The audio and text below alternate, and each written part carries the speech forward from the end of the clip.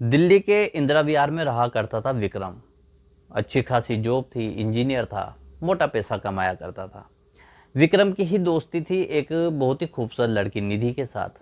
विक्रम हालांकि किसी गांव में रहा करता था, जॉब लग जाने की वजह से दिल्ली आ चुका था। अब निधि और विक्रम में काफ़ी टाइम से दोस्ती थी और दोस्ती धीरे धीरे प्यार में बदल गई। निधि भी विक्रम को बहुत ज़्यादा प्यार किया करती थी और इधर विक्रम भी निधि से बहुत ज़्यादा प्यार किया करता था। लेकिन ज़िंदगी में कब क्या हो जाए कोई कह नहीं सकता। इसी तरह से जो विक्रम है इसके साथ एक ऐसा हादसा हुआ जिसकी वजह से जो विक्रम था लाचार और मोहताज होकर रह चुका था। और जब विक्रम को सबसे ज़्यादा ज़रूरत थी उसकी ज़िंदगी में कोई किसी सहारे की, उसी वक्त विक्रम को वो धोखा मिलता है जिसकी उसने कभी उम्मीद नहीं की थी। लेकिन उसके बाद जो विक्रम फैसला लेता है वो फैसला विक्रम की ज़िंदगी का सबसे अहम फैसला था। तो वीडियो बहुत ही ज़्यादा इंटरेस्टिंग और हार्ट टचिंग स्टोरी होने वाली है। हमेशा की तरह वीडियो को पूरा ज़रूर देखिएगा। तो दिल्ली में जो इंदिरा विहार है वहाँ पर जब विक्रम रहा करता था और विक्रम की माँ गायत्री देवी गांव में रहा करती थी। विक्रम यहाँ पर जब सिटी में आ चुका था, दिल्ली में आ चुका था और 3 साल लगभग इसको यहाँ रहते हुए हो चुके थे। और यहाँ पर ही दिल्ली में इसकी एक दोस्ती हुई थी निधि के साथ। अब विक्रम जिस फ्लैट के अंदर रहा करता था वहाँ पर एक मेड भी थी जो काम किया करती थी, नौकरानी, जिसका नाम था कविता। कविता सुबह शाम विक्रम के घर आती, खाना वाना बना के चली जाया करती थी, झाड़ू पोछा कर जाया करती थी। देखने में ये भी बहुत ज़्यादा खूबसूरत 20-22 साल की लड़की थी। थोड़ी पढ़ी लिखी भी थी और इंटेलिजेंट समझदार भी थी। निधि विक्रम के साथ अक्सर उसके फ्लैट पर रुक जाया करती थी। ये दोनों रात भर एक दूसरे का एंटरटेनमेंट किया करते थे, हंसी मजाक किया करते थे। और जो एक प्रेमी युगल जब दोनों अकेले एकांत में मिलते हैं तो आप समझ ही सकते हैं कि इनका प्यार किस कदर परवान चढ़ चुका था। अब इसी तरह से विक्रम की ज़िंदगी में खुशहाली थी। विक्रम अपनी माँ गायत्री देवी को भी दिल्ली बुला लेता है। गायत्री देवी आना तो नहीं चाहती थी लेकिन विक्रम इकलौता लड़का था, अब गाँव में इस तरीके से छोड़ नहीं सकता था। विक्रम जिद करता है, गायत्री देवी दिल्ली आ जाती है। अब गायत्री देवी और विक्रम ये दोनों उस फ्लैट के अंदर रह रहे थे। और जो कविता है ये गायत्री देवी के साथ खूब लंबी लंबी बातें किया करती थी। गायत्री देवी को भी बहुत ज़्यादा खुशी होती थी जब भी कविता घर के अंदर आती और झाड़ू पोछा और ये सारा काम करती। और उसके बाद गायत्री देवी के पैर दबा दिया करती थी, कभी सिर में तेल लगा दिया करती थी, मालिश कर दिया करती थी। गायत्री देवी को उम्मीद नहीं थी कि शहरों के अंदर भी इतनी संस्कारी और इतनी अच्छी लड़कियां हो सकती है। और जो यहाँ पर निधि थी जो विक्रम की प्रेमिका थी, विक्रम एक दिन गायत्री देवी को निधि से मिलवाता है। निधि जब गायत्री देवी से मिलती है तो वही औपचारिक हाय हेलो और नमस्ते वगैरह ये छोटी मोटी बात ये सारी करती है। अब यहाँ पर निधि विक्रम से बोलती थी कि तुम्हारी माँ यहाँ से कब जाएगी। विक्रम कहता है कि नहीं, अब मेरी माँ को मैं यहाँ से जाने नहीं दूंगा, उनकी अब देख रेख कौन करेगा गाँव में। निधि कहती है अगर तुम्हारी माँ यहाँ से नहीं जाएगी तो फिर हम रात में कैसे मिला करेंगे, मैं तुम्हारे फ्लैट पे आके कैसे रुका करूँगी। विक्रम कहता कोई बात नहीं, हम शादी कर लेंगे, उसके बाद हमें साथ में ही तो रहना है। अब निधि को थोड़ा सा बुरा तो लग रहा था लेकिन वो विक्रम से कैसे कहते कि तुम्हारी माँ को यहाँ से भेज दो, मुझे पसंद नहीं है। विक्रम इस चीज़ को भांप चुका था, जान चुका था। अब इसी तरह से विक्रम का एक बहुत ही ज़्यादा घनिष्ठ और ख़ास दोस्त था साहिल। विक्रम साहिल से सारी बात कहता है कि यार साहिल एक बात बता, जो लड़की शादी से पहले ही मेरी माँ को पसंद नहीं कर रही है, उसको अपनी इच्छाओं की ज़्यादा फिक्र है, वो चाह रही है कि मेरी माँ को मैं गांव भेज दूं और हम दोनों मतलब निधि और जो विक्रम है ये पहले की तरह एंजॉय करते रहें, मौज मस्ती करते रहें, फ्लैट के अंदर धूम धड़ाका मचाते रहें। तो विक्रम साहिल से पूछता है कि यार ये लड़की मेरे लिए सही रहेगी या नहीं रहेगी। साहिल कहता है कि भाई देख ले, अगर निधि से तू शादी करना चाहता है तो शादी से पहले ठोक बजा के सारी स्थिति को जांच लेना, क्योंकि शादी के बाद तो मेरी तरह तू भी बर्बाद हो जाएगा अगर निधि के दिल में कुछ और रहा तो। विक्रम कहता कि क्या हुआ तेरे साथ। साहिल कहता कि मैंने एक लोग लाज लज्जा के चक्कर में किसी को ये बात बताई नहीं, तुझे भी नहीं बताई, लेकिन आज बताता हूँ। साहिल कहता है कि साहिल एक लड़की से प्यार करता था और साहिल ने उस लड़की से शादी भी कर ली। साहिल के अच्छा खासा बिजनेस था, पैसा भी अच्छा खासा था, इसका पुश्ते नहीं पैसा भी था। अब वो लड़की जब साहिल से शादी करके इसके घर आई तो 4-6 महीने तो ठीक ठाक रही, लेकिन उसके बाद उसने नखरे दिखाना शुरू कर दिया। वो साहिल से बात बात पे लड़ती, बात बात पे अपने मायके चली जाती। साहिल को समझ में नहीं आ रहा था कि आखिर ये लड़की चाहती क्या है, ये इस तरीके से बिहेव क्यों कर रही है। लेकिन उसका असली रूप तो जब नजर आया कि जो साहिल की जो पत्नी थी उसका किसी और लड़के के साथ अफेयर चल रहा था। अब उसने साहिल से तलाक लेना था और तलाक लेना था तो एनी मनी में पैसे भी लेने थे। साहिल से उस लड़की ने तलाक लिया और एली मनी में एक मोटी खासी रकम साहिल से वो झटक के ले गई। साहिल के बिजनेस में काफ़ी लॉस लग गया क्योंकि बिजनेस का पैसा उसने निकाल के अपनी पत्नी को दे दिया था। साहिल को बहुत ज़्यादा परेशानी हुई। अब परेशानी कहे भी तो कहे किससे। विक्रम जी ये बात सुनता है तो वो बड़ा चौंक जाता है कि यार ऐसा भी हो सकता है क्या। साहिल कहता है क्या कुछ नहीं हो सकता, आजकल तो पति को मार के ड्रम में पैक करने का रिवाज चल रहा है, ये तो छोटी मोटी बात है कि मैं एनी मनी में ही छुटकारा पाया न, वरना मेरे साथ तो कुछ भी कर सकती थी वो, इसलिए तू पहले ही ठोक बजा लेना। विक्रम कहता कि यार ये बात तो सही है, लेकिन अब इसकी परख कैसे की जाए। अब जो विक्रम था अपने ऑफिस से वापस घर आ रहा था तो इसका एक्सीडेंट हो जाता है। विक्रम का एक्सीडेंट हुआ, इसको हॉस्पिटल में एडमिट करवा दिया जाता है। अब यहाँ पर साहिल गायत्री देवी को और निधि को, इन दोनों को कॉल कर देता है कि विक्रम का एक्सीडेंट हो चुका है, सिर पे चोट लग चुकी है, आईसीयू वार्ड के अंदर ये एडमिट है, आप आ जाओ। इधर गायत्री देवी और निधि दोनों दौड़ते भागते जैसे तैसे हॉस्पिटल पहुंचते हैं। अब हॉस्पिटल जाने के बाद अंदर देखते हैं तो आईसीयू में था विक्रम। तो साहिल कहता है कि अभी तो इससे मिल नहीं सकते हो और अभी डॉक्टर ने मिलने को मना किया है, कल सुबह अगर ये होश में आएगा तो मुलाकात होगी। अब जो निधि है वो 2-3 घंटे तो हॉस्पिटल में बैठती है और उसके बाद बहाना बना के वहाँ से जाने को होती है। साहिल कहता है कि अरे विक्रम की हालत ख़राब है और तुम यहाँ रहोगी और उसको मान लो रात में होश आ गया, डॉक्टर ने मिलने को कहा तो सबसे पहले तुमसे मिलना चाहेगा, तुम यहाँ रुक जाओ। लेकिन जो यहाँ पर निधि थी बहाना बनाती कि उसके माता पिता नहीं मानेंगे, गुस्सा होंगे कि रात को मैं कहाँ पर हूँ। साहिल कहता क्यों, तुम रात भर जब विक्रम के फ्लैट में रुक सकती हो तो यहाँ हॉस्पिटल में रुकने में क्या दिक्कत है, और बोल दो तुम्हारे माता पिता को कि विक्रम का एक्सीडेंट हुआ है। निधि कहती कि नहीं अब मेरे को जाना पड़ेगा और कोई बहाना बना के निकल लेती है। लेकिन यहाँ पर जब कविता को पता लगता है कि विक्रम के साथ ऐसा एक्सीडेंट हो चुका है तो वो अपना सारा काम धंधा छोड़ के हॉस्पिटल ले जाती है। वहाँ पर गायत्री देवी के साथ बैठती है, उनको दिलासा देती है। गायत्री देवी की आंखों से लगातार आंसू बह रहे थे, उनका इकलौता लड़का और उसके साथ ये क्या हो गया है। जो कविता है उनको काफ़ी दिलासा देती है और ऐसे ही सुबह हो जाती है। सुबह होती है, विक्रम को होश आता है। जैसे विक्रम को होश आता है साहिल मिलने के लिए जाता है और साहिल मुंह लटका के उस कमरे से बाहर आता है।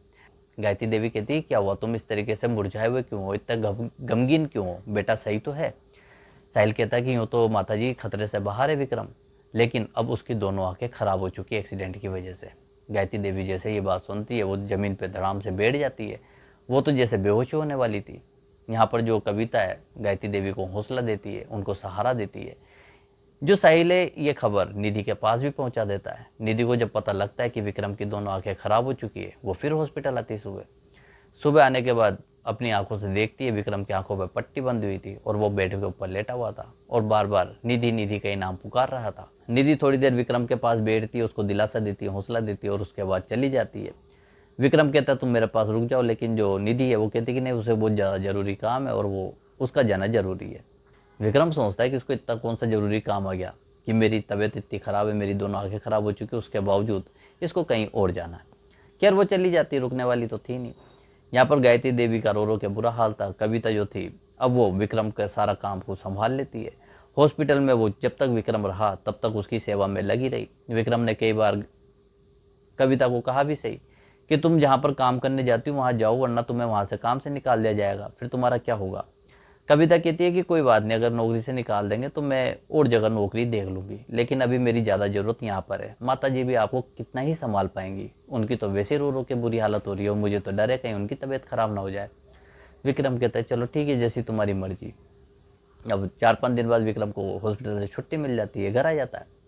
घर आता है तो जो कविता है ये विक्रम का सारा काम करती है, इसको नहलाना धुलाना, इसके कपड़े धोना, इसको खाना खिलाना, वक्त पे दवाइयाँ देना, विक्रम के सिर पे तेल लगाना और जो भी काम होते ही हैं वो सारे ये कर दिया करती थी, बेडशीट चेंज करना जो भी था। मतलब 24 घंटे अब जो कविता है विक्रम के साथ ही रहने लगी। गायत्री देवी भी कविता को इस तरीके से विक्रम की सेवा करते देख बहुत ज़्यादा खुश थी। लेकिन यहाँ पर जो विक्रम है एक दिन साहिल को बुलाता है। साहिल आता है विक्रम से मिलने के लिए। विक्रम साहिल से कहता है यार निधि को तो बुलाओ, वो तो मुझसे मिलने ही नहीं आई, आखिर है कहाँ पे, वो तो ठीक है। साहिल निधि को फ़ोन करता है। निधि विक्रम से मिलने के लिए आ जाती है। जब वो उस रूम के अंदर आती है तो जो कविता थी विक्रम को खाना खिला रही थी। गायत्री देवी विक्रम के पैरों के पास बैठी हुई थी बेड पे और जो चेयर है उसके ऊपर ये साहिल बैठा हुआ था। निधि आती है, विक्रम को देखती है तो वहाँ पर ठिठक के खड़ी हो जाती है। यहाँ विक्रम कहता है कि निधि तुम्हें आखिर हो क्या गया, तुम्हारी तबीयत तो ठीक है। निधि कहती विक्रम अब मैं क्या ही बताऊँ मेरी तबीयत ठीक है क्या नहीं है, मेरे तो सारे सपने टूट चुके हैं, मेरी तो सारी उम्मीदें पानी में मिल चुकी है। विक्रम कहता है ऐसा क्या हुआ।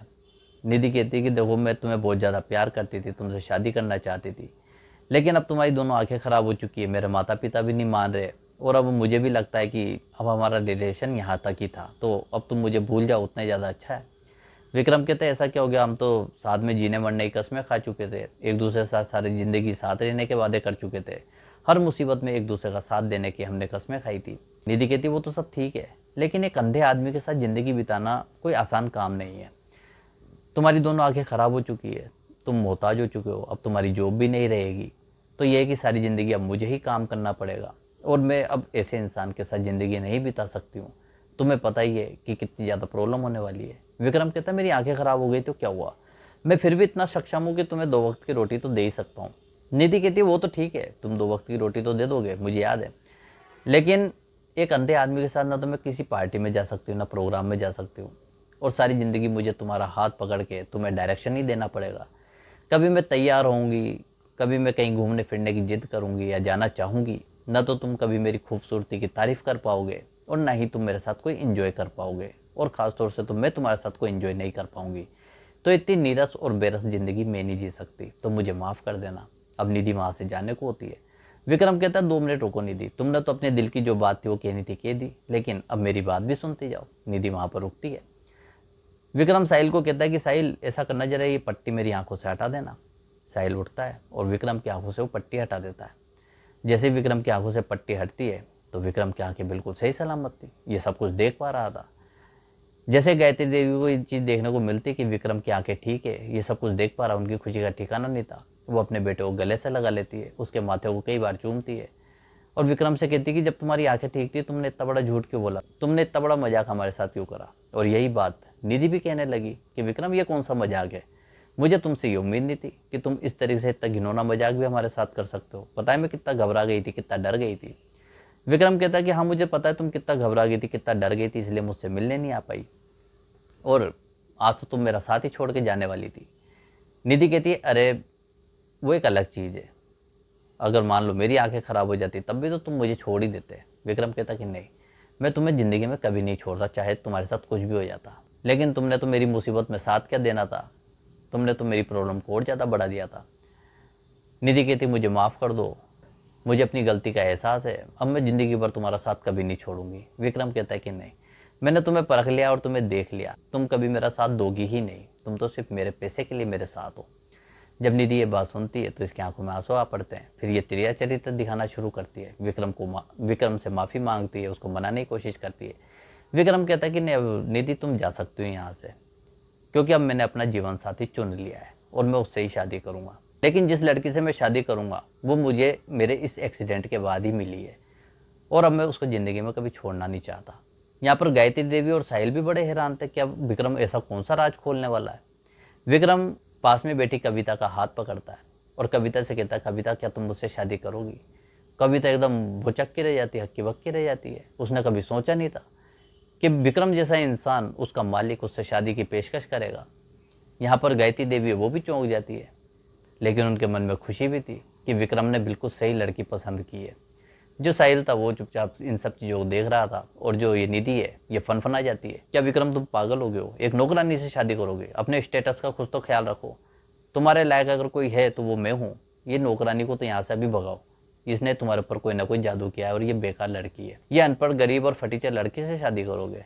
विक्रम कहता अनपढ़ गरीब और फटीचर लड़की जिसे तुम कह रही हो, असल में यही मेरी लाइफ पार्टनर बनने के लायक है, और तुम तो 2 कौड़ी की भी नहीं हो, तुम यहाँ से चली जाओ जितनी जल्दी हो सके उतना। निधि पैर पटकते हुए वहाँ से चली जाती है। यहाँ पर जो कविता थी ये बिल्कुल निरुत्तर, इसकी आंखें गीली हो चुकी थी, ये क्या ही बोलती कि जो गायत्री देवी है ये कविता को अपने पास बुलाती है, उसको अपने गले से लगाती है, कविता को कहती है कि बेटा जब से मैंने तुम्हें देखा था न जाने क्यों मेरे दिल में बार बार यही बात होती थी कि तुम्हारी जैसी ही बहू मेरी होनी चाहिए, जो मेरी इतनी सेवा करे, मेरे साथ बातें करे, जो मुझे अपनी माँ की तरह माने। ये बात कभी मैंने निधि के अंदर फील नहीं करी और ना ही उससे कभी मेरा ऐसा अटैचमेंट हुआ, लेकिन विक्रम ने आज बिल्कुल सही फैसला लिया। साहिल कहता लेकिन विक्रम तुम किसी और लड़की को भी तो पसंद कर सकते हो, कविता को क्यों। विक्रम कहता है कि जब विक्रम का एक्सीडेंट हुआ उसके बाद सबसे पहले साथ छोड़ने वालों में जो लड़की थी वो थी निधि, लेकिन उस हादसे के बाद विक्रम का सबसे ज़्यादा साथ देने के लिए उसके पास 24 घंटे टिकी रही तो वो थी कविता। जो लड़की बिना किसी रिलेशन के मेरी इतनी सेवा कर सकती है, निस्वार्थ भाव से कर सकती है, और उसको पता था कि विक्रम को इतना समय देने से उसके बाकी घरों के काम जो है वो छूट जाएंगे, इसकी आमदनी पे असर पड़ेगा, और ये गरीब लड़की है, इसके लिए तो रोज़ कुआं खोदो रोज़ पानी पियो वाली स्थिति है। लेकिन उसके बावजूद इसने इंसानियत को सबसे आगे रखा। तो जो लड़की बिना किसी रिलेशन के मेरी इतनी सेवा कर सकती है, मेरी इतनी फिक्र कर सकती है, और अगर वो मेरी पत्नी बन जाए तो मेरे जीवन को तो स्वर्ग बना के रख देगी। मुझे जो जीवन साथी चाहिए वो ईमानदार, नेक और समर्पित साथी चाहिए, जो सच्चे दिल से मुझसे प्यार करे, सच्चे दिल से मेरी भावना का आदर करे, और वो सभी क्वालिटी कविता के अंदर है। दूसरे दिन विक्रम, गायत्री देवी और साहिल ये कविता के घर पहुंचते। कविता के माता पिता से कविता का हाथ मांगते। उनको अपने कानों पे विश्वास नहीं था, कितने बड़े घर से कविता के लिए रिश्ते की बात आई है। वो सहर्ष राजी हो जाते हैं। कुछ ही दिनों बाद कविता और साहिल की शादी हो जाती है 2023 के अंदर। और जब इन दोनों की शादी होती है तो यहाँ पर कविता और जो विक्रम है ये बहुत ही खुशहाल जीवन जीने लग जाते हैं। आज 2026 चल रहा है, 3 साल लगभग इन दोनों की शादी को हो चुके हैं। कविता और विक्रम के एक बच्चा है जो कि लड़का है। कविता अपने बच्चे के साथ साथ विक्रम और विक्रम की माँ गायत्री देवी का भी पूरा ख्याल रखती है। इनको हर तरीके से खुश रखने की कोशिश करती है। तो ये थी आज की कहानी विक्रम और कविता की। और इस पूरी कहानी को सुनने के बाद आपके जो भी विचार हो कमेंट में ज़रूर बताएं। और इसी तरह की दिल छू लेने वाली कहानियाँ सुनने के लिए चैनल को सब्सक्राइब करके बेल आइकन जरूर दबा दें। फिर मिलते हैं एक नई कहानी के साथ। वीडियो देखने के लिए बहुत बहुत धन्यवाद।